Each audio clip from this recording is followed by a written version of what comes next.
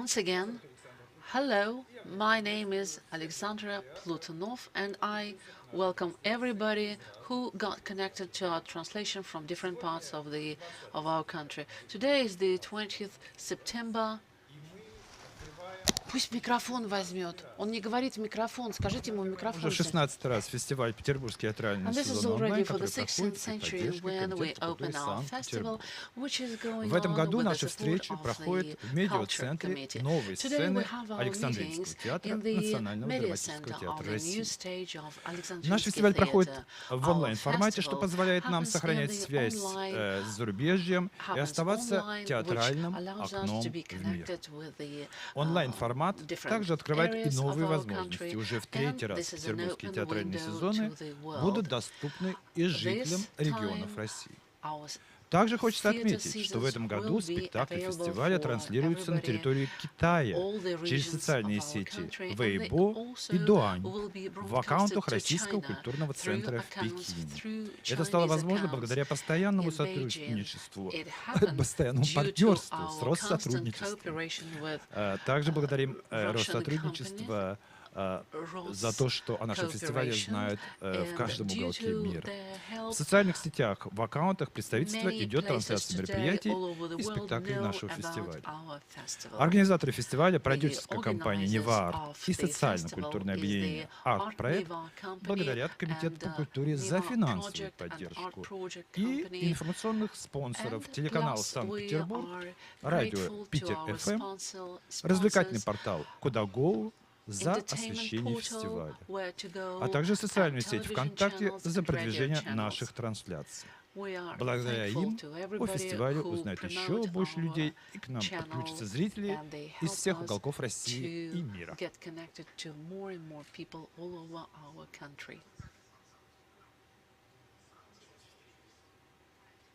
Ролик. Встречайте приложение ВК-клипы, удобный видеоредактор, уникальные маски и эффекты и стильные фильтры для обработки. Еще быстрее, проще, вертикальнее. Теперь в отдельном приложении ВК-клипы. Место встречи талантов. Вы можете сейчас навести камеру своих смартфонов на QR-код на экране и вступить в наше официальное сообщество ВКонтакте. Ну и смотреть спектакли в онлайне вместе с нами. Так, вот сейчас вы можете это сделать. Я напоминаю, что для наших иностранных онлайн-зрителей англоязычная версия трансляции идет на англоязычном сайте. Для того, чтобы увидеть этот плеер, вам необходимо выбрать английскую версию сайта. Если у вас открыта русская версия сайта, то трансляция идет на русском языке без перевода, естественно. Также русская версия трансляции идет в нашей группе ВКонтакте. Вся информация организационная закончена, и мы наконец-то приступаем к главному. Сегодня мы посмотрели спектакль «Оптимистическая трагедия. Прощальный бал», поставленный режиссером Виктором Жаковым в Национальном драматическом театре России, в Александринском театре. И со мной в студии и исполнители ролей в этом спектакле, исполнительница роли комиссара Анна Блинова, исполнитель роли вожака Валентин Захаров, исполнитель роли боцмана Сергей Марталь. Вот такая компания сегодня у нас в студии. И я начну с того, что этот спектакль, как многим известно, был признан лучшим спектаклем большой формы в своем сезоне и получил золотую маску соответствующую. Но при этом вот редкий случай, когда обычно о спектаклях как бы публика делится пополам, кому-то нравится, кому-то не нравится. Здесь об этом спектакле, который признан театральным сообществом как лучший театр России, очень много спорили. И вот перед сегодняшним эфиром, ну и спектакль пересмотрел в 4-й раз уже, и почитал статьи своих коллег, и хочу сказать, что мнение-то ведь неоднозначно. Да? И первый вопрос, который возникает у любого человека, который посмотрел этот спектакль и читал пьесу Вишневского, а как это связано с пьесой Вишневского? Поэтому вот у меня к вам вопрос, наверное, Канни, начнем с вами, да? А вот скажите, вы же пьесу раньше, наверное, знали? хоть как-то, my или first фильм question видели, is или to спектакль the видели, actress. ну или во всяком So случае знали о you содержании этой knew пьесы. about the play, Вот you read it, как you know вы the plot. So воспринимали how идею did режиссера you на этом фоне, на take the фоне своих idea знаний о of пьесе? the director? Я не знала пьесу, я Вообще, прочла ее Оптимистическую только, трагедию не знали, да? да, I только didn't know the когда, play А у нас в школе at сейчас all. уже ее не мимо, да? Понятно. да, когда только начинали это When делать, я just прочла we пьесу, посмотрели мы started фильм все to вместе, know it, и нам было I read сказано, the что вот так play, не надо. and we were Когда мы told посмотрели that фильм. don't, when we Потом watched у the нас было очень много movie, лекций исторические, and там we всякие had разные подходы к этому very материалу. many И я отлично lectures. восприняла это, потому что Well, это все I основывалось как accepted, бы на I личностных accepted the idea высказываниях. of the director very Была тема задана willingly. режиссером очень четкая Our и понятная director нам gave всем. us Мы the очень theme, загорелись, and репетировали we ночами. got Взрослые артисты подходили и говорили, что они такого не помнят, чтобы the было такое в adult театре, actors когда люди так told us that they do отчаянно not работают над remember материалом. У нас там на times обоих было этюдов, when тьма actors тьмущая. would be Потом working выбиралось so из этого там какое-то aggressively полотно over огромное на много the часов. И sketches. вот We убирали, made короче, a много big, лишнего. big number of И даже то, sketches, что нам очень and нравилось, we убирали. canceled and А, banned many В общем, things я which отношусь we к этому didn't отлично. agree with. Хорошо, So тогда my я attitude сейчас, раз вы is не знали пьесу perfect. до этого, да, So, давайте well, вспомним now, историю пьесы. let us Внимание just на экран. remember the history of the play. I will just remind you the history of the play. Оптимистическую трагедию, The play которая была Optimistic безусловным Tragedy хитом has советского always театра, been a hit in ныне the history ставят of не the так Soviet часто. theatre, but А зря. today they don't stage Если it интересно и often, не which is менее a интересно, pity. чем This биография play ее is автора. not less interesting than the life Всеволод Витальевич story of its Вишневский author. родился в самом Всеволод начале Вишневский нашего was века born в at the very Петербурге beginning of the в дворянской century in семье. Saint Petersburg in a noble Отец был family. землемером, His father инженером was a высокой land квалификации, мама surveyor, медицинским a работником. high-rank Учился engineer. His mother Всеволод a Вишневский medical в знаменитой He первой studied гимназии. in the famous school А когда ему было of 14 лет, and он when бросил he was гимназию 14, и отправился добровольцем юнгой на Балтийский флот с тем, чтобы отправиться на поля Первой мировой войны. Только представьте, 14-15-летний подросток служит разведчиком в первом егерском полку и даже награжден 3 георгиевскими крестами. Это высшая степень храбрости воина русского этого времени. В 17 лет он уже участвует в революционных событиях в Петрограде. Самое удивительное, что Вишневский, несмотря на участие в битвах и революционных событиях, умудряется таки закончить гимназию в 18 году. На фронтах гражданской войны он становится пулеметчиком первой конной, также служит в Балтийской флотилии, становится политработником, начинает писать для газет. Да? В это время им получен огромный житейский опыт. В 1921 году он напишет пьесу «Суд над кронштадтскими мятежниками» и сам поставит ее в Новороссийске. Спектакль шел в течение 8 часов. Но настоящий успех приходит к Вишневскому в конце 20-х годов, когда появляется пьеса «Первая конная». Знание фактического материала, жизнь, увиденная собственными глазами, здесь соседствовала с поисками интересной формы. Впервые появляется ведущий в качестве комментатора происходящих событий. В своей драматургии Вишневский соединял документальность материала с принципами экспериментального театра 20-х годов. Не случайно на его пьесу «Последний решительный» обратил внимание сам великий Всеволод Ильич Мирхольд, который поставил ее в своем театре. А в середине 30-х годов Вишневский пишет сценарии знаменитого фильма «Мы из Кронштадта», который по популярности соревновался с фильмом братьев Васильевых «Чапаев». В 1932 году он пишет пьесу, которая первоначально называлась «Да здравствует жизнь», потом получила название «Из хаоса», а окончательное название «Оптимистическая трагедия» этой пьесе дал уже Александр Яковлевич Таиров, который поставил ее в своем театре, в камерном театре, в 1933 году. Спектаклю сопутствовал самый настоящий фурор, бешеный успех. Таирову удалось создать зрелище, с одной стороны, исторически достоверное, с другой стороны, по стилю напоминающее античные постановки. Кстати, это не случайно, потому что во время работы над оптимистической трагедией, мы знаем, Вишневский читал Шекспира и античных авторов. Спектакль Таирова на долгие годы стал образцовым. Надо сказать, что защитил этот театр еще 10 лет. Только спустя 10 лет он будет закрыт. Он держался на славе оптимистической трагедии. А после Таирова этот спектакль, это название шло в 120 театрах Советского Союза. Было свыше 100 постановок. И, наверное, самый значительный из них стал спектакль, который поставил Георгий Александрович Товстоногов в 1955 году в Ленинградском академическом театре имени Пушкина, ныне Александринском. Товстоногов, конечно же, видел спектакль Таирова. Во время его премьеры он учился в Москве. И многие элементы театра он процитирует в своем спектакле. Зрелище получится мощное. Его отличительным качеством от таировского спектакля было все-таки более внимательное отношение к каждому из характеров, которые появляются на сцене, к их проблемам человеческим. Спектакль пользовался огромным успехом тоже и даже был показан делегатом знаменитого 20-го съезда КПСС. Вслед за Товстоноговым и на основе его спектакля появилось и кинопрочтение этой пьесы. В 1963 году Самсон Самсонов снимет фильм «Оптимистическая трагедия» с главной ролью. Главную роль сыграет его жена Маргарита Володина. И это будет такой образцовый вид этой пьесы. Уже на исходе советской эпохи, в 1983 году, оптимистическую трагедию поставит в своем театре в Ленкоме Марк Захаров.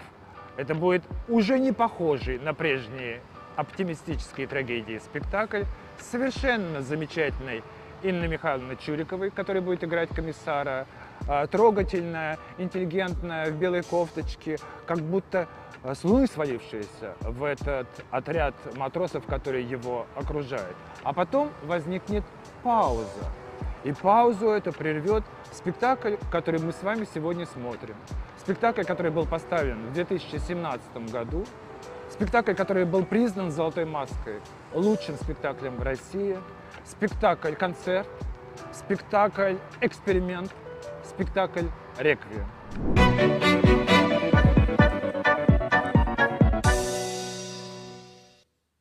Я вот в одной из статей, которые спектаклю посвящены, такую мысль вычитал у критика. Он пишет, что театр устроил суд над пьесой. Суд над пьесой, да? Вот на той пьесе, о которой я вот рассказывал сейчас, в ее традиционном виде. Вот все-таки... Валентина, а вы читали пьесу до этого? До постановки? Нет, я пьесу не читал. Но вы сейчас слышали? Ну, разумеется, ну, конечно, я чуть-чуть постарше, да, Анны, да, я видел отрывки фильма когда-то, где-то в детстве. С Володиной, вот того. Да. И, разумеется, эту коронную фразу, которую мы все знаем, да, кто из вас еще хочет комиссарского тела, я тоже ее слышал ее с детства, да, поэтому как-то это во мне жило, видимо. Но пьесу я не читал.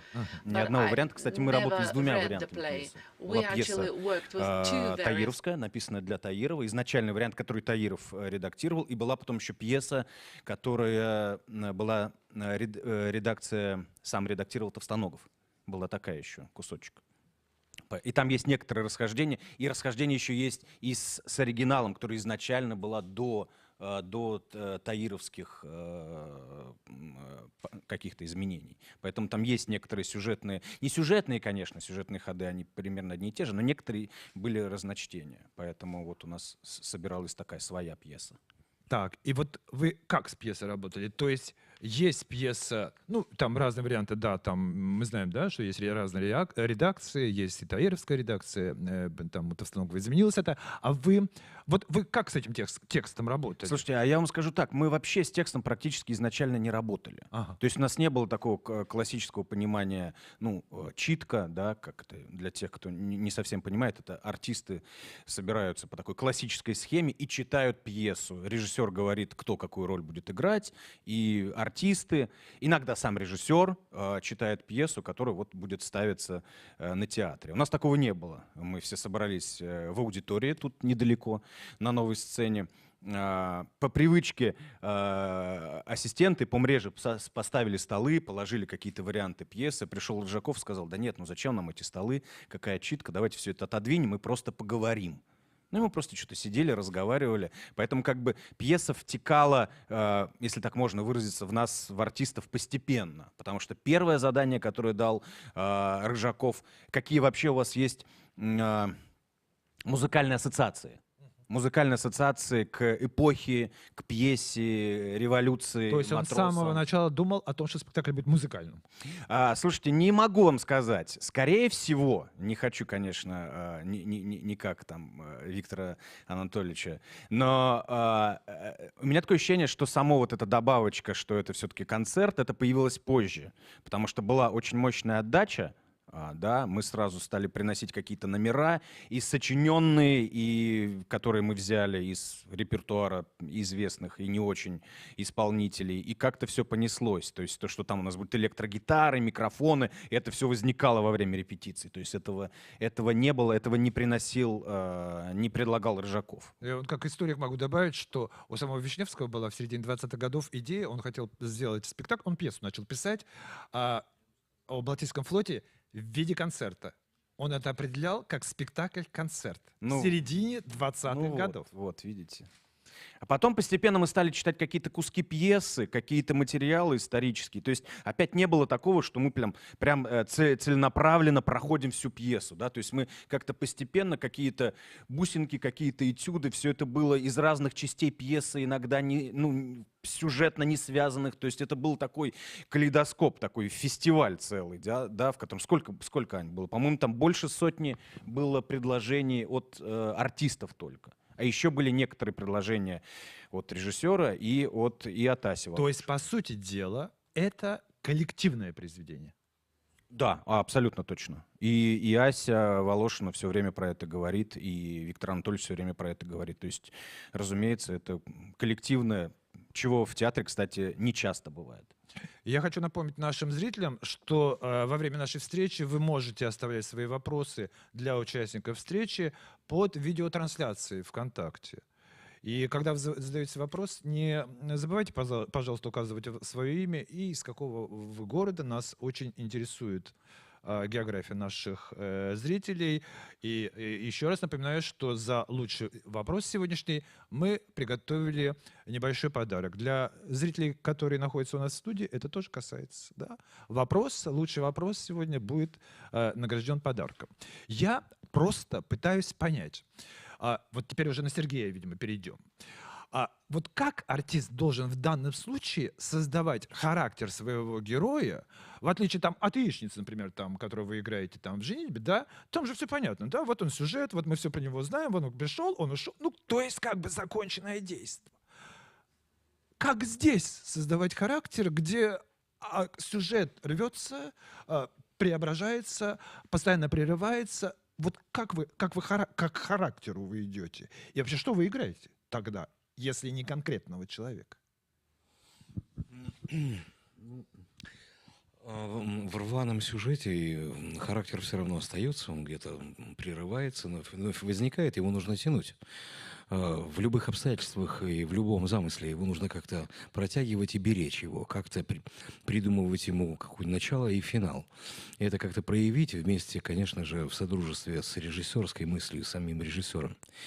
Вот, характер, их много вокруг. Их нужно только увидеть, присвоить себе, сделать своим. Вот, на примере моего боцмана, это такой архетип, не буквальный, не прототип, не конкретный человек, но это не такая личность, которая в моем подсознании, она сквозь туман как-то проявилась после того, как мы начали репетиции этих работ, и когда мы побывали на миноносце Уренгой в Кронштадте, мы там жили, артисты жили, мы по 2 дня, мы жили прямо на корабле, у нас была побудка в 6 утра, поднятие флага, пробежка, это на которой я... Во время подготовки спектакля, да? Да, в самом начале, да, мы были в Кронштадте. Конечно, Ани там не было, ей там было не место, в отличие от пьесы. Вот. Но это было весело, интересно. У нас были встречи с командирами корабля и с замполитом, которые нам очень много рассказывали о флоте, и о жизни, и о быте матросов. И многое мы оттуда почерпнули. Вот. Ну, в общем, и этот характер боцмана, не знаю, нашел я его или нет, и мне никто не говорил, вот ты нашел характер боцмана, или кто-то не говорил, ты не нашел характер боцмана. Мне кажется, нашел. Вот. И это такой вот... такой, и, конечно, музыкальная составляющая его, это часть его характера. Это часть его характера, поющий человек. Я, честно говоря, обомлел, когда услышал, как Мордарь поет. Обомлел просто. Ну, есть и получше, конечно, вокалисты, но там дело не в песнях, а дело в высказывании. И есть что сказать. Это такая советская античная пьеса, которую прочесть человеку непосвященному нужны усилия такие героические, вот, чтобы осилить этот материал и понять его. Вот, так что спасибо за комплимент, мы еще попоем, вот, и, надеюсь, спектакль будет жить долго. У нас уже появился первый вопрос от зрителей, которые нашу трансляцию смотрят. Есть ли в монологе комиссара отсылка на монолог героини «Иди и смотри», Нина Еремеева спрашивает нас. Иди и смотри, военные? Да, я так понимаю, что имеется в виду, наверное, фильм Климова «Иди и смотри», я так понимаю. Других нет таких фильмов. Да, возникало это, Ань? Нет? Такая... Ну, задумано этого не было. Нет? Нет. Вот у меня такой вопрос. Опять же, вот я о том, о чем говорил Сергей, зацепился, да, ко всем, кстати. Вот как... Я не по поводу только этого спектакля, вообще. А характеры людей, которых вы играете, влияют на вас? Вот, понимаете, одно дело перевоплощается, носит характер, а развоплощение существует как таковое? Вы обнаруживаете в своей обычной жизни черты тех героев, которые вы играете на сцене когда-либо? Ну, вот просто такой вопрос. Мне правда это интересно. Конечно, особенно Анна. Она, когда врывается в мужскую команду, просто в нашу, она всех начинает сразу строить. Мы, старые представители Александринского театра, не всегда с этим согласны, но она все равно нас побеждает, и мы идем за ней. Но это я шучу, и не шучу, кстати. Слушайте, да, конечно, влияет, так или иначе влияет. Я почему-то сейчас, когда вы стали говорить, я вспомнил такой интересный момент. Мы с...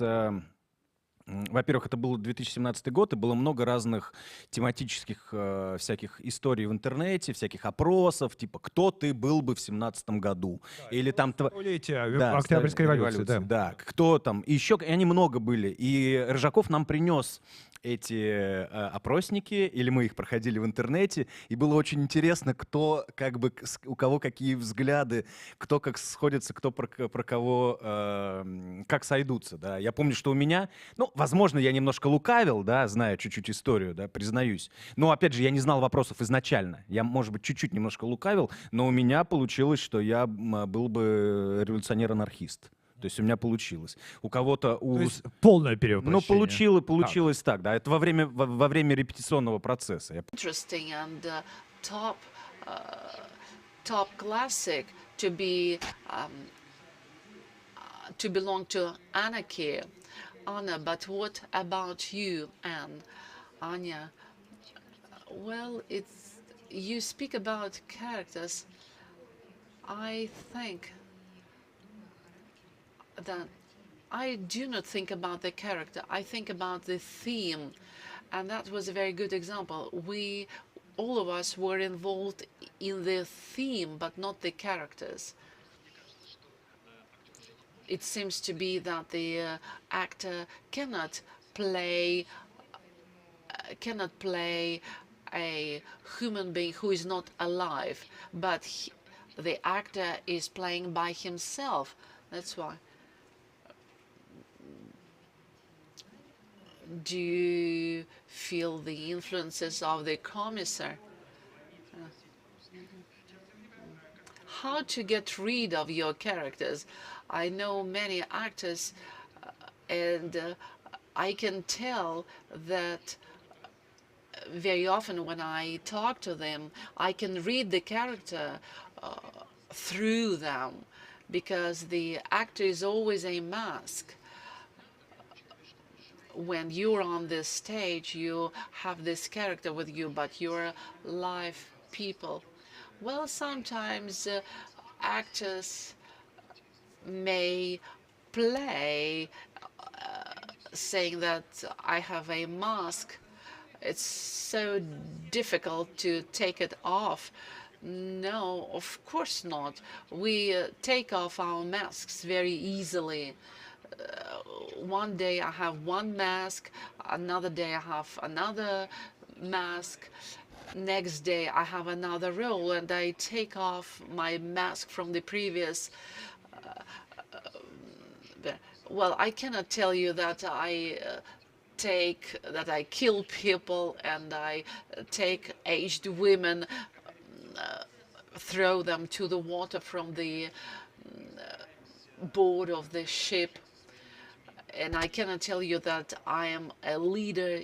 I play the role of the leader on the stage, and then I get back home and I talk to everybody in my family as if I'm the leader.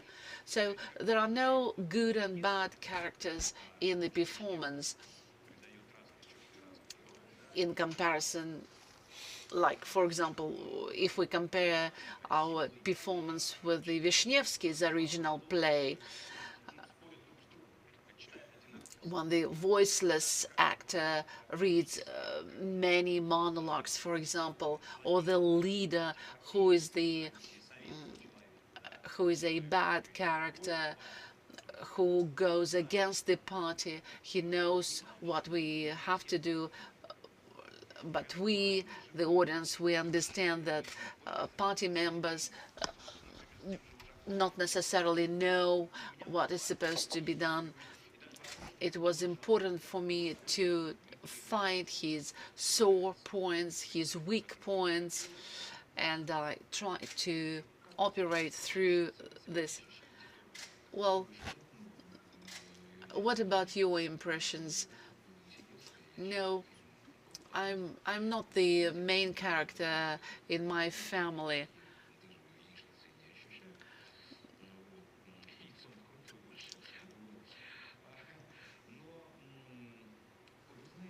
You know, if we take it seriously, then we can easily come to a schizophrenia. You know, you can get just a sick person.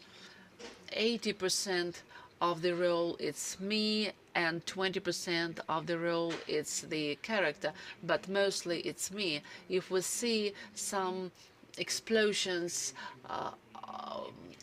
in the personality, some explosions of the role, then it's his own characters. No, it never happened to me that I wasn't able to leave the character. The next question comes from Natalia from Arkhangelsk. Modern technologies allow us to see your role from the side. Do you watch yourself playing the performance, and what is your reaction? Well, we understand that the classical actor of the 19th century could not see himself from the side. Do you watch yourself? Yes, I do. Okay, I'm okay. This is a very interesting impression when you know from inside what is supposed to happen, and when you watch your performance as the audience, you just watch the result. That was a recording from the empty hall. Well, I just watched different recordings and different results.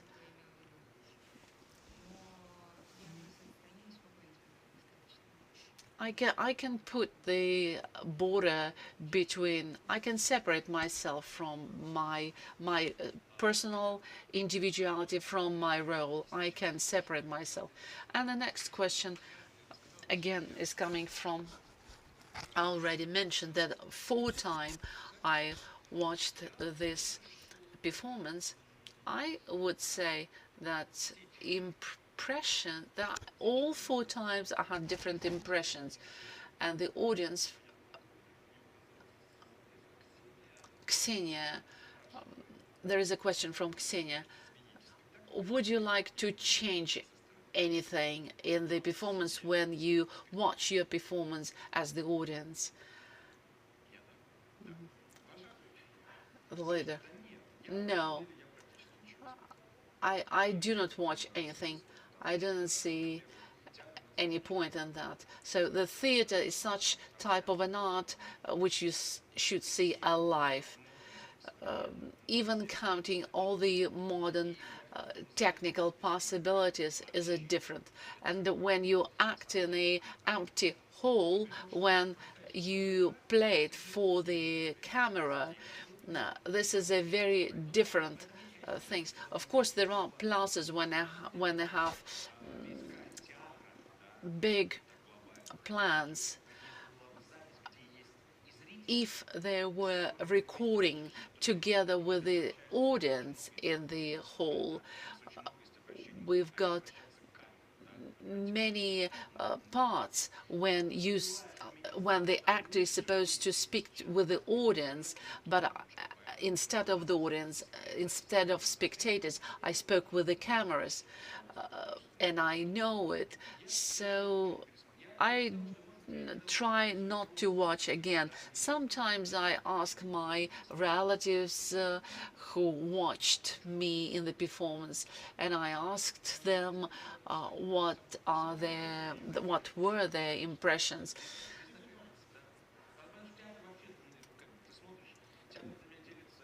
Theater for me is not the place when I feel comfortable. When I sit over there, when I stay over there, I think the quicker it goes, it passes away, the better. And when I am myself involved in the performance, you cannot have a feeling like that. And I very often have a feeling that I want to participate in the performance where I'm not playing. So this feeling is very interesting for the actor. How does he feel? Well, I can tell you that our audience, our spectators tell us everything. When spectators breathe together with us, we feel it. And when the whole the people in the hall, they stand up for applauding. We understand their reaction.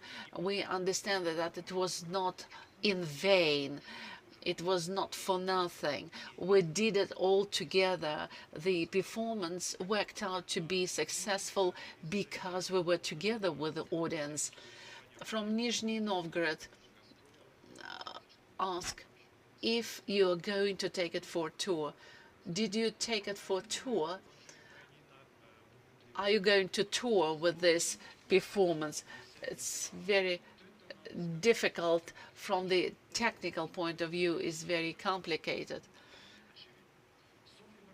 Sofia Borodina asks, how did you come to the idea to use the music from Bremenski musicians, Bremen musician? Tikhon Zhizhnevsky came up with this idea, the one who played Alexei, and he wanted very much to sing this. It was his idea to enter the music from Bremen musicians. We rehearsed it. Tikhon Zhizhnevsky. Sergei Kashin asks, are you present at that time? I don't understand what he means. Does he mean the time? So if we think about self at that time, are you zombie? We are out of the time. We live in such a world when everything, this is our country, this is that type of the country where everything gets repeated. things are repetitious. Of course, we've got words like white and red, red army, white army.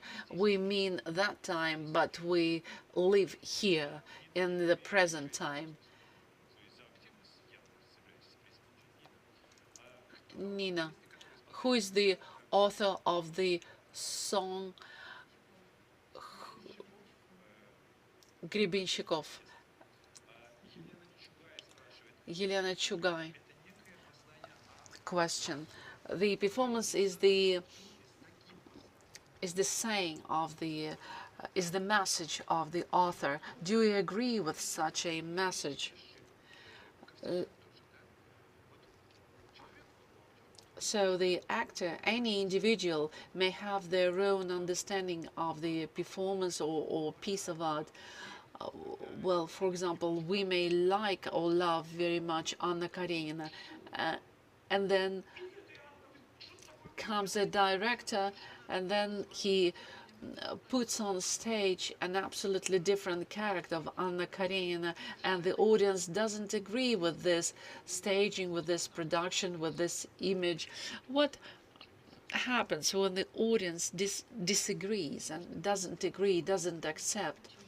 Well, it might happen in most of the cases the director and the audience do not agree, or the actors have to work with the director, and we cannot be in the constant conflict. If we disagree with that, it might be a conflict. But in this performance, maybe with some exclusions, we love this performance very much, and this is one of that performance where I play. Here we get together for our ritual, when all the actors before the performance come together and shake hands. We all together in chorus manage the high artistic skills of the company. That was ideally played like a unified, unique organism, like one body, very logical. I think there is an answer to this comment that you made, because all of us were working with the sketches. All actors have their sore points, and they strive for that. They strive with the whole heart for special bits and pieces of the play. Every one of us had his personal lines, which the actor created himself, and he lives with these lines. Everybody is combined with a single idea. We look in each other's eyes. But here we're all combined with one single soul. Larisa Pagasyan asks, if you wanted to play other roles in this performance, for example, did Sergei want to play Commissar, or, well, there are characters which are very interesting, and they are described in a very interesting way. So the director's decision made such a well, just prostitutes were left there. Anna can play even a man. She can play everybody. And, well, you know, there was no any distribution of the roles, and we pronounce speeches of different characters. Like, for example, Anna playing Commissar, she, together with that, reads the text of some white officer, It was like a sick dream of one soldier who pronounces the words of the white officer. For example, I say the same words of the Bering, the officer, when in capture. When I say, this is my hand, these are not the words of the leader. They do not belong to the leader. They belong to other characters. And also, I've got the text which doesn't belong to the commissar. It's the text from Dostoevsky, Vertinsky.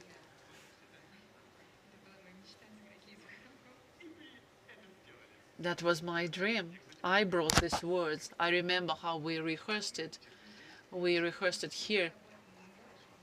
I brought more words. My monologue was longer. For example, I've never dreamed to play on the stage of Alexandrinsky Theatre a ballerina, but this happened. Yeah, at the very beginning it happened. Ksenia asks the question, what sketch do you remember better? Maybe she means the number. What number do you remember best? Well, we can't show it because Anna doesn't wear a leather skirt at the moment. But you know, the best numbers were not included in the performance. Like leader was singing karaoke, and no, there were some passages which didn't fit the performance. So as far as I understand, the most the brightest sketch remained to be outside of the performance. But how do you manage? To what extent the actor manages to fulfill his dream? Maybe you have, well, you might have your dreams, right? Do you have roles which you carry inside of yourself and wait for the appropriate time? Because it also, no, I never had. Didn't you want to play Lisa Khakhlakova? Well, I wanted to play anything in Brother Karamazov's. Well, this is a question that they ask me very often. Really, it causes many efforts for me to answer this question, but I do not have an answer to this question. I do not have any role that I'm dreaming about. Maybe Sergei has been dreaming. No, I share this opinion. No, there is no, I do not have an idol of the drama which I really die to play. I'm like a sponge. I'm very flexible. Give me any role and I'm ready to play. It has been always for me a magical force at the beginning of the rehearsal, and any kind of role, whatever role I have, I try to penetrate it. The role, the occupation of an actor is very dependable. There might be an emploi which sticks to the actor. You may not even know, when you're an actor, you might not know what kind of role is really yours and fits you. But in any way, your performance requires some preparation.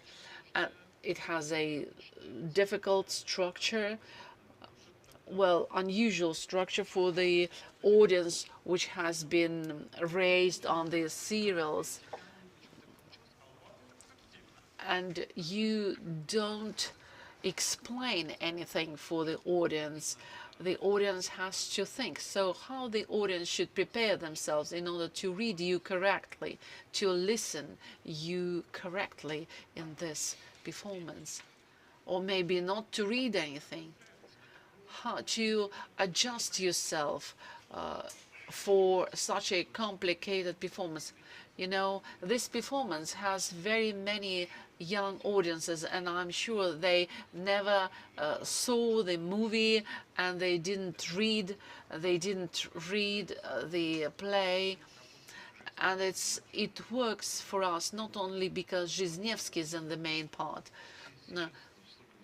Well, there are so many opportunities in Google to look for the main plot, for main idea of the plot and the short description of the performance.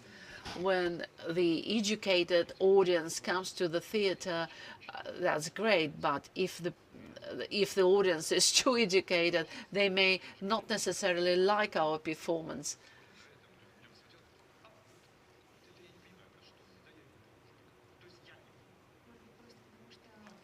Well, it might be difficult to understand.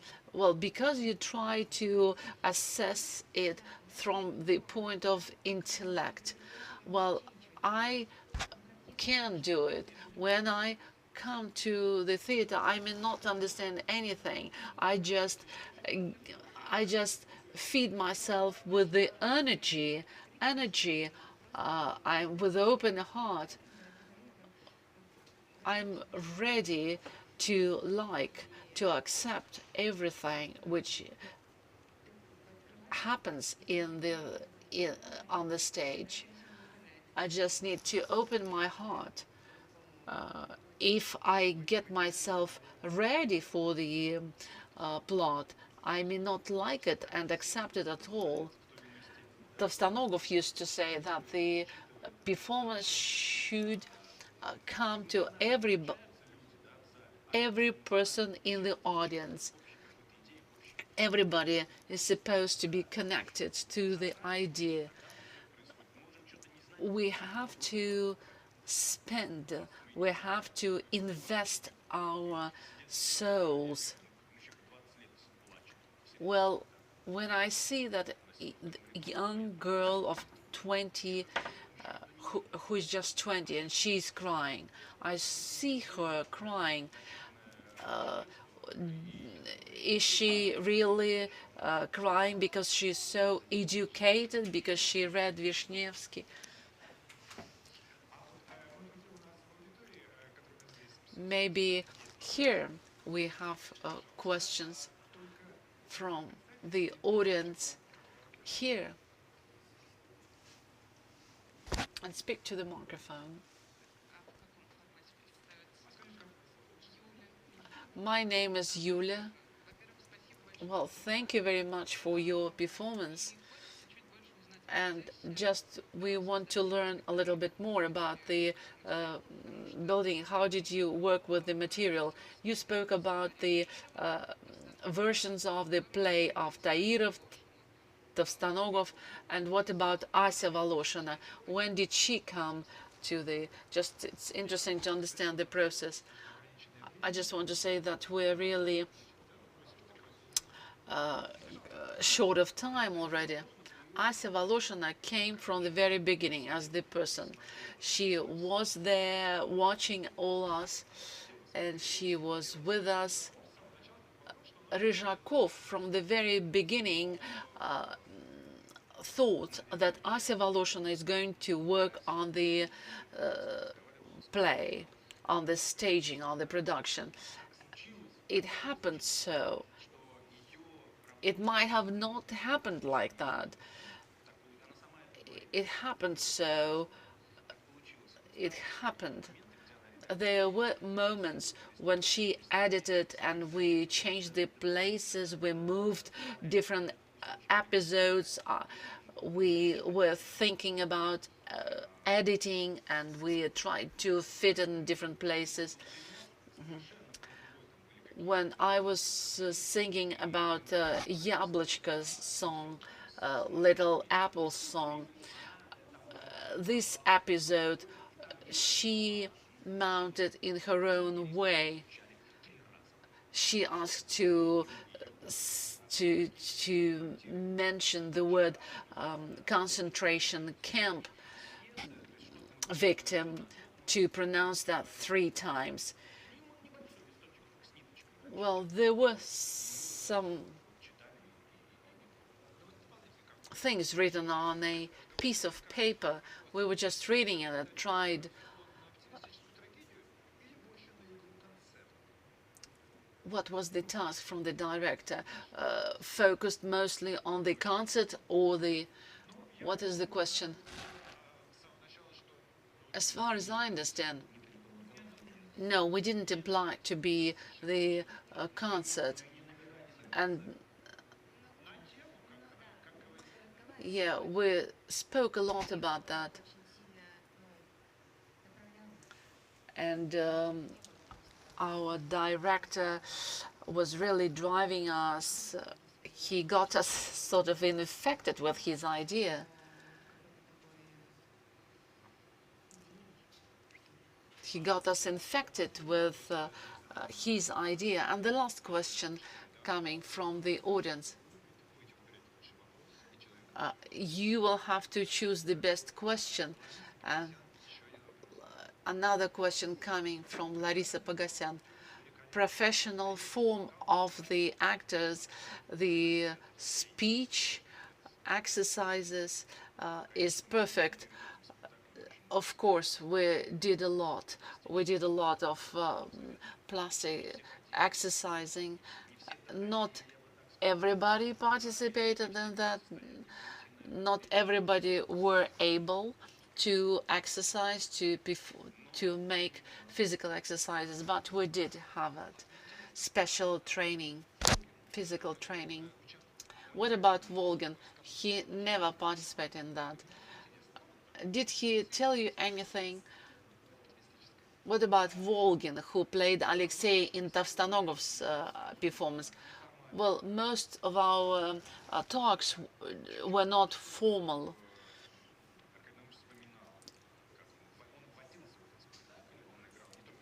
Well, he could remember. Volgin could remember. He told us something, but mostly he was watching us with a smile on his face.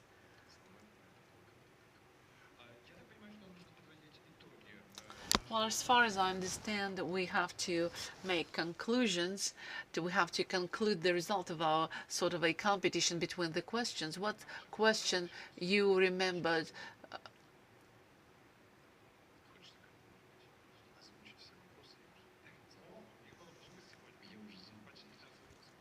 There were 15 questions. Did you remember? Do you remember the questions? About the question about the time. About the times, the time of when the play was written and the present time, comparison of times. There was a good question regarding. Maybe we just split in halves. I will give you the reward, and then we will share it behind the scenes. Then let us give the gift for being active question, an active audience, for being very active during this session. So we will send a bag with a gift to you.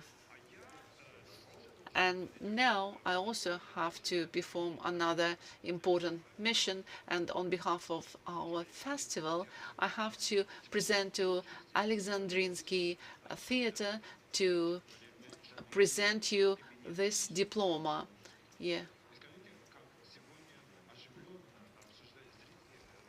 And you will tell to the director about this active discussion. I want to thank everybody who participated in this session the actors of the Alexandrinsky Theatre for this conversation and for their roles, for the way they played, because we know those people who came to us today, they play the main roles. I'm very grateful to all the audience, and I want to remind you that tomorrow at 7 o'clock in the evening we show another performance, Love Dreams or Marriage of Balzaminov, made by Grigory Kozlov in the theater workshop, Мастерская, and then we will have a meeting with creators of this performance where you will be able to ask your questions and share your opinion. So now we thank everybody and we say goodbye.